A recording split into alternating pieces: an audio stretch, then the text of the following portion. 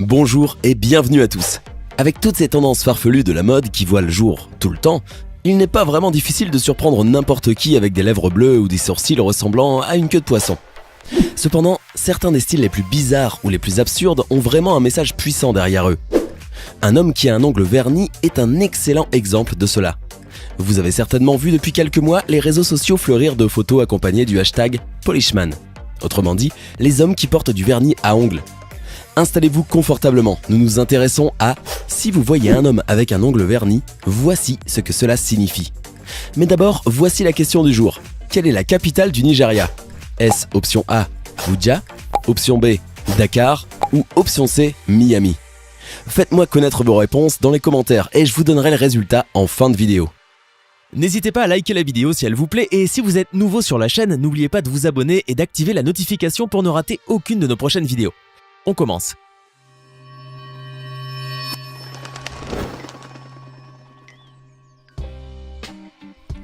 Le mouvement Polished Man.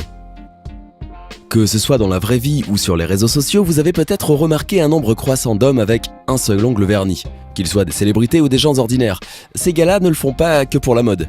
L'idée est de diffuser un puissant message, celui de mettre fin à la violence contre les enfants dans le monde.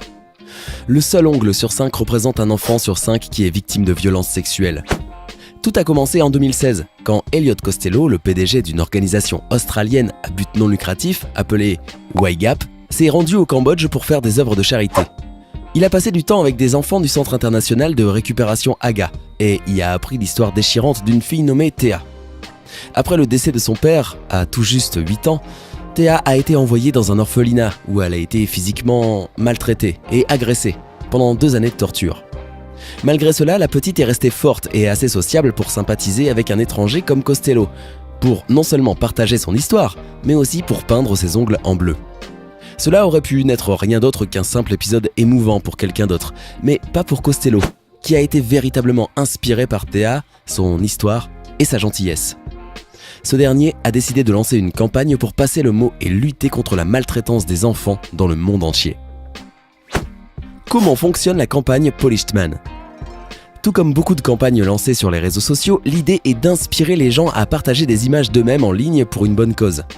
Leurs amis et abonnés seront naturellement surpris de les voir avec un seul ongle verni.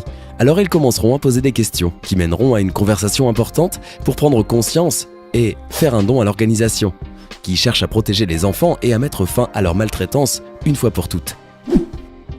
Beaucoup de gens célèbres comme Hugh Jackman, Alec Baldwin, Richard Branson, Zac Efron et Chris Hemsworth, pour n'en nommer que quelques-uns, ont déjà participé à la campagne, affichant des photos d'eux-mêmes en ligne, arborant fièrement leur seul ongle verni. Jusqu'à présent, la campagne a permis d'amasser environ 200 000 $ au cours des 2 premières années de son fonctionnement. Et vous savez, malgré son nom, la campagne n'exclut pas les femmes. Elle a été nommée The Polished Man parce que 90% des cas d'agression sexuelle contre des enfants sont commis par des hommes, mais les femmes sont également les bienvenues pour aider à sensibiliser à la cause et à faire passer le mot. Mois de sensibilisation et de prévention de la maltraitance des enfants. Alors que le Polished Man est un mouvement récent, la maltraitance des enfants n'est pas un nouveau problème. La première loi visant à protéger les enfants contre les abus a été adoptée en France en 1989. Elle s'appelait la loi d'Orlac, relative à la prévention des mauvais traitements à l'égard des mineurs et à la protection de l'enfance. En 2004, l'Observatoire national de l'enfance en danger, acteur central de la politique de protection de l'enfance, est créé pour mieux connaître le champ de l'enfance en danger, pour mieux prévenir et mieux traiter. Aux États-Unis, chaque mois d'avril depuis 1983 a été observé comme mois de prévention de la maltraitance des enfants. Une des traditions de ce mois est de porter du bleu. La date exacte en avril change chaque année, mais ce jour-là, les gens s'habillent en bleu, prennent des photos d'eux-mêmes avec leurs amis et collègues et partagent les photos sur les réseaux sociaux avec le hashtag #WeAreBlue. Tout comme avec l'idée d'un ongle verni, cette campagne ne vise pas à lancer une tendance de mode ou à avoir l'air particulièrement élégant. Mais il s'agit de faire connaître l'importance de la prévention de la maltraitance des enfants et de la promotion des valeurs familiales et d'une éducation saine. Avec le président de l'époque, Ronald Reagan, qui l'avait officiellement désigné comme une importante campagne de sensibilisation du public. Des millions d'Américains l'encouragent en plantant dans leur jardin des moulins à vent. Hormis des collectes de fonds, il existe d'autres activités pour s'impliquer dans le combat pour la cause. Vous pouvez partager votre histoire sur la façon dont vous élevez ou encadrez des enfants. Écrivez sur l'importance des politiques qui protègent les enfants ou faites un don à une organisation d'enfants pour montrer aux autres que vous vous souciez d'eux. Et inspirez-les à faire de même. Faites-en votre position personnelle pour soutenir cette campagne, peu importe le mois.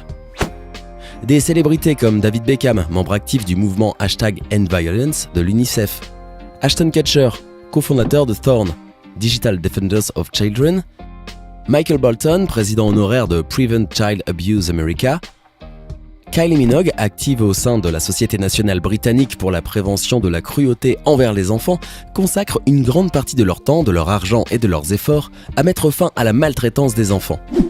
Malgré le soutien et les efforts inlassables de milliers de personnes, la maltraitance des enfants reste malheureusement un énorme problème dans le monde entier. Alors, que devriez-vous faire si vous en prenez conscience ? Certainement tout ce qui est en votre pouvoir. Comment signaler un abus sur un enfant ? Qu'il s'agisse de l'humiliation éprouvée lors de ce qui leur est arrivé, de la peur de ne pas être cru ou d'une menace évidente s'ils en parlent, beaucoup de victimes ne signalent pas le crime qui a été commis contre elles. C'est donc aux adultes qui sont au courant ou qui soupçonnent une violence physique contre les enfants de s'exprimer.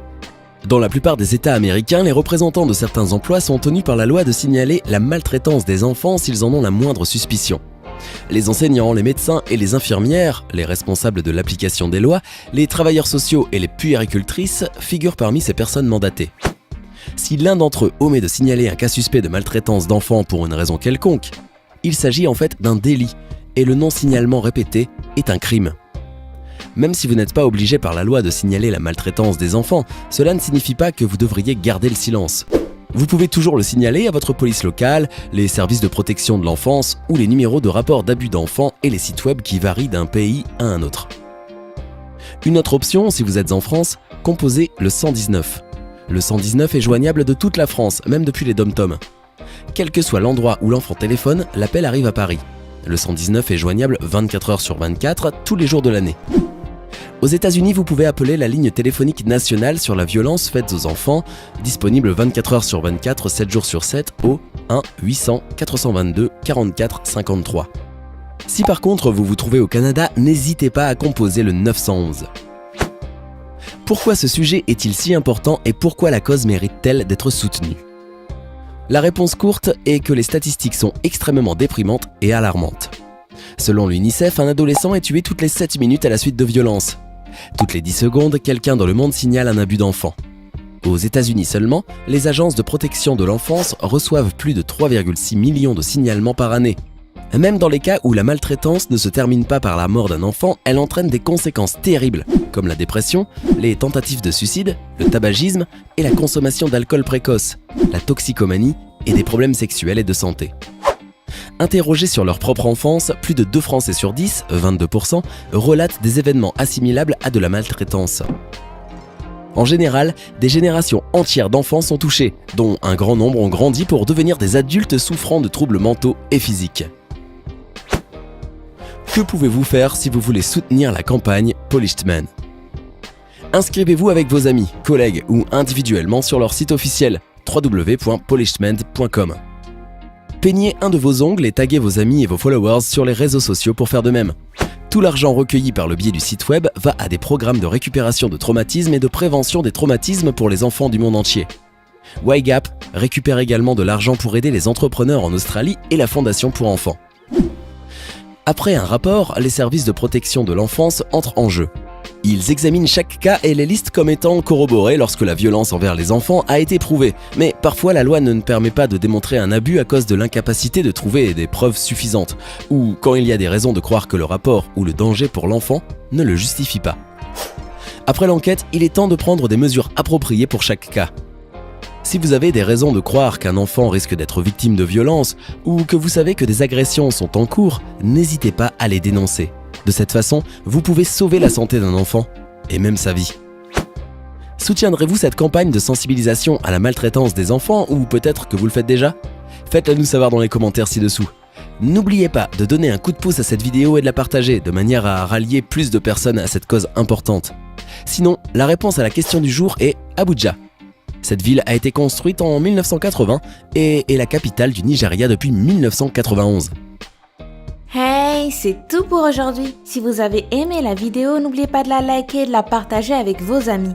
Et si vous êtes nouveau sur la chaîne, n'oubliez pas de vous abonner et d'activer la notification. Bye bye!